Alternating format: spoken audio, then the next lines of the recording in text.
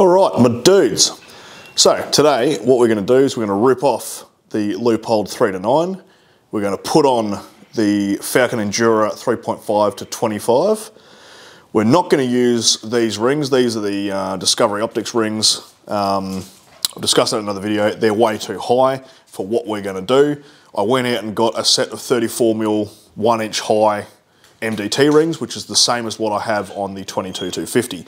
So using these, we're going to mount this to this. All right, bit of a shit angle, but I couldn't be fuck getting the tripod out. So let's just rip this off. So what do we need?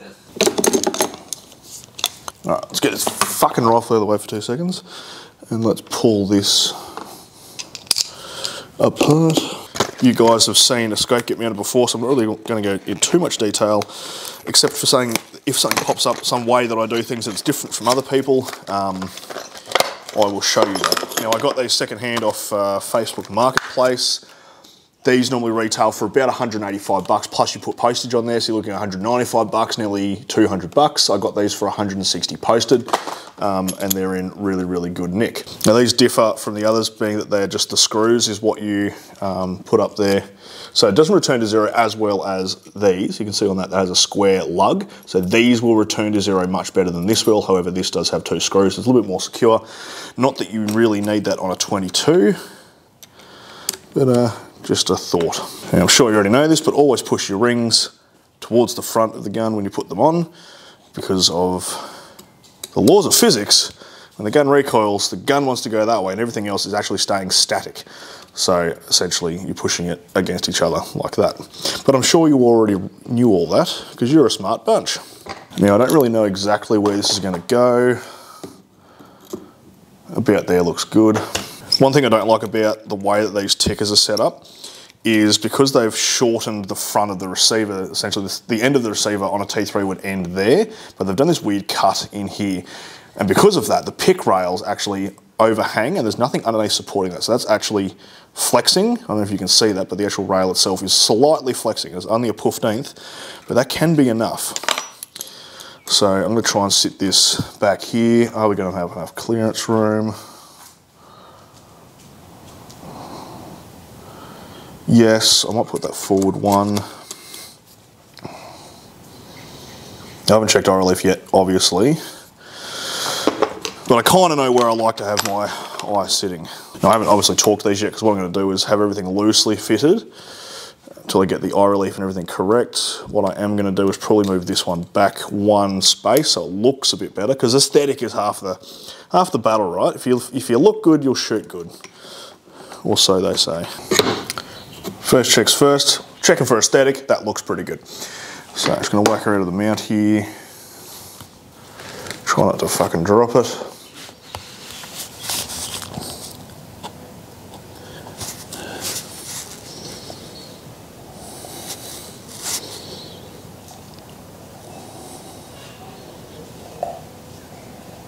That works for me. Now, obviously, I kind of know what my eye relief generally is. I know kind of roughly in line with the gun where I want it sitting. So that's why that was so quick and easy for me to do. Obviously, if I'm scoping your rifle, I don't know the size of your head. So it can be a little bit more difficult. I scope a lot of guns for myself. Therefore, I kind of know roughly where I'm going to have things sitting. This here is a precision ground parallel that I use in the mill vise. So these edges are perfectly perpendicular and it's perfectly the same width all the way through. So all we're going to do is we're going to use the flat surfaces of our pick rail and the flat surface of the bottom of our dial housing. I do not like the method of putting a level on the gun and then putting a level on top of the cap, because the caps are not actually perpendicular to the housing because of tolerances and or the piece of glass that is inside that you move up and down. Whereas the housing itself is more perpendicular to that glass and the bottom has a flat side. So by putting this in here, we can check for perpendicularity and we can fucking adjust it real quick. All right. Bang, that's pretty good. And we're just going to do a light check to make sure that we don't see light in between the parallel surfaces, which will tell us how parallel it is.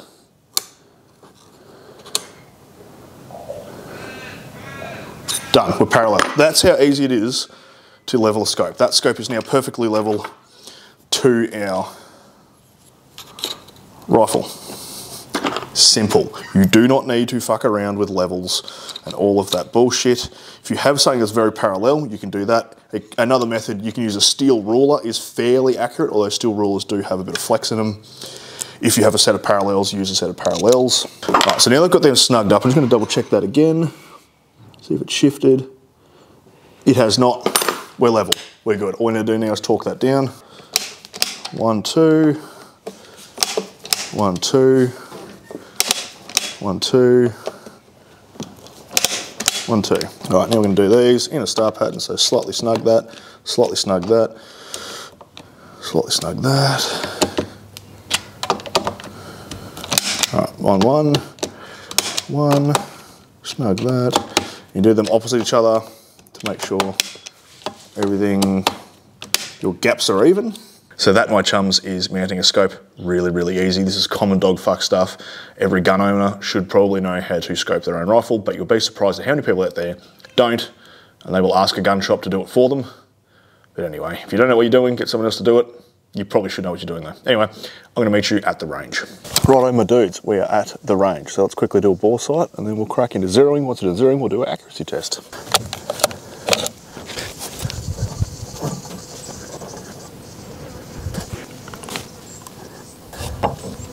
Alright, we're going to zero with the cheap shit. That's kind of what we zeroed with last time. We can adjust it for whatever ammo we think is the best. But no, just so we're not wasting the good ammo.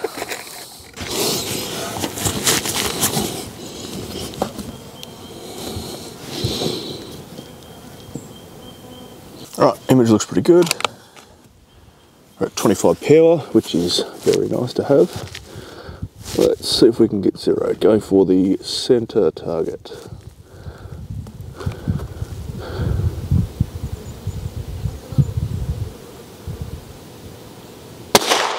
Where the fuck did that go? Oh yep, low and right I think. Fly through our own group.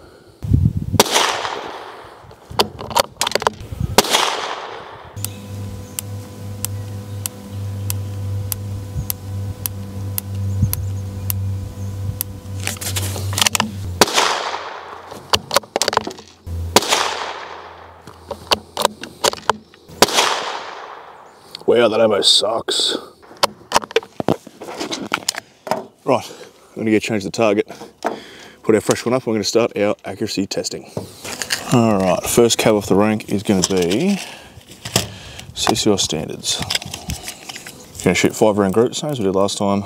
Now, I don't really give a shit about trying to get it like one hole groups, because that will probably only happen once we change the ammos to a really good quality ammunition. But what we are looking for is an improvement on last time with the same ammunition to show the improvement you get from changing your scope is the aim of what this test is. All right, top left target. That was 2 in one hole. Wow.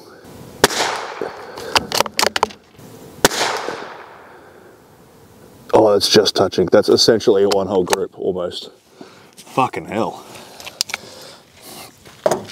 That last round went just high. Everything else was in one group.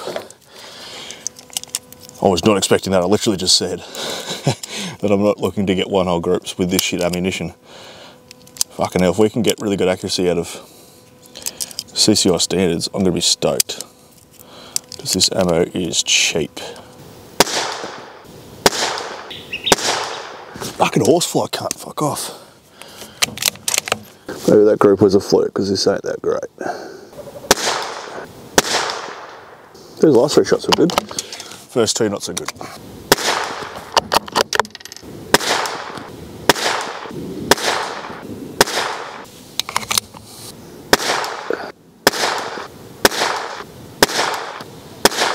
Man, I'm sweating my fucking cunt off. Probably doesn't help that I'm shooting off a ute too.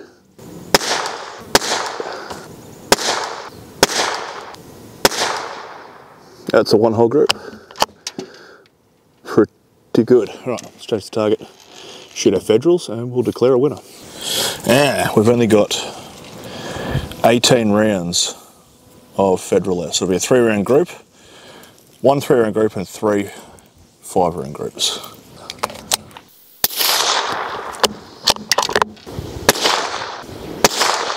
Alright, so we've got a split group, 2 down the bottom, 1 at the top, but it was 1, 2, 3. So it wasn't a cold ball shift. So that's a bad group, it's nearly an inch. Alright, 5-round group, top right.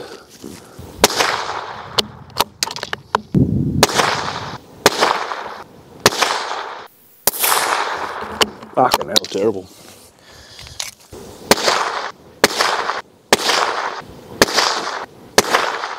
Wow, that's a good group. That's all one hole.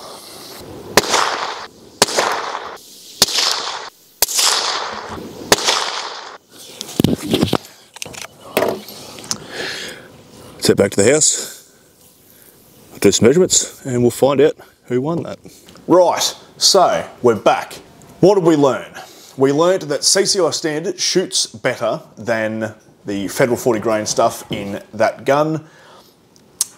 In that last video we did, it wasn't really clear.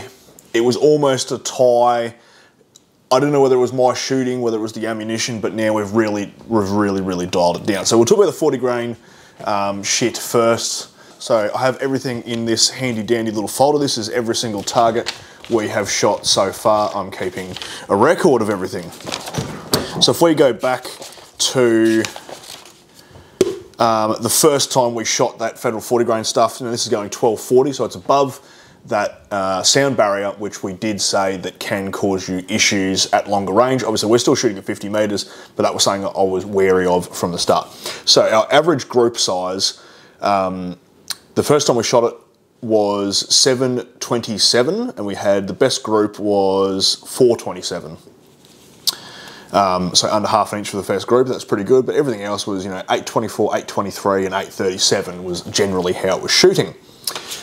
When we went to the ×25 scope, we had an average of 0.682. We did actually have a pretty good accuracy increase, however, some of these groups were a bit shit. So the biggest group was just on an inch, it was 1.005, and then we had a 790, a 603, and the best group was 0.333, which is that really good one that I shot. Which I'm pretty happy with that group. Now, if we took out, so mind you, that 603 is a 3-shot group as well, not a 5-shot group, but it's still fairly good if the other 2 rounds, if we had them, had have gone within that group. That really big one, it's hard to tell whether I fucked one of the shots or not, but it does seem a little bit higgledy-piggledy all over the place. So that's this group here. That's the shot that takes it out to make it pretty big. But they're all fairly spaced apart anyway. This group here is the really good one. So that's a 1-hole group. That's really good, 0.333. Happy with that. But we did realise that, that's not the best. So that's not what we're going to use for benchmarking. We're using the CCI standards. So when we shot our CCI standards the first time, we had an average group of 0.743. In today's shooting with the 25 power scope, these are the groups. The worst group shot was a 0.816. So the worst group was only slightly worse than the worst group of the previous shooting, and that was probably me shooting that, being a bit retarded. We then have a 0.613, which is this kind of weird split group. We have 3 touching and the 2 off to the top left. We have a 475, which is once again split group. We have 3 at the top and the 2 down the bottom. And the best group was a 386. Now that was that first group I shot where I was going a bit bananas. We had 4 rounds inside the same hole, and then we had 1 just go outside. And I think that's because I psyched myself out a bit. Although, it could be the ammunition. That was a 0.386. So that gives us an average standard group of 0.524. So that is an accuracy increase of 70% from baseline. So a baseline being 0.743, we have a 70% increase by changing our scope from a ×9 scope to a ×25 scope. So that really gives us a metric that we do understand now, that adding extra zoom to our scope does exponentially increase our accuracy in grouping. So we're going to keep CCI standard as our ammunition of choice while we go through all these changes. Now, I've said this 1,000 times, it's not the best ammunition you can get for 22 LR. We haven't gone into the premium ammo yet, but this is still going to show us, accuracy increases as we do these modifications. So, the next mod, what is it going to be? There are a few things we could do to increase accuracy. We could modify the stock, and that's probably what I will do, regardless of what you guys vote on for the next component to buy for the gun. I feel like we should do a stock modification test. So things I want to do is, I want to change the pistol grip out. Now Tikka make different style pistol grips for that same stock.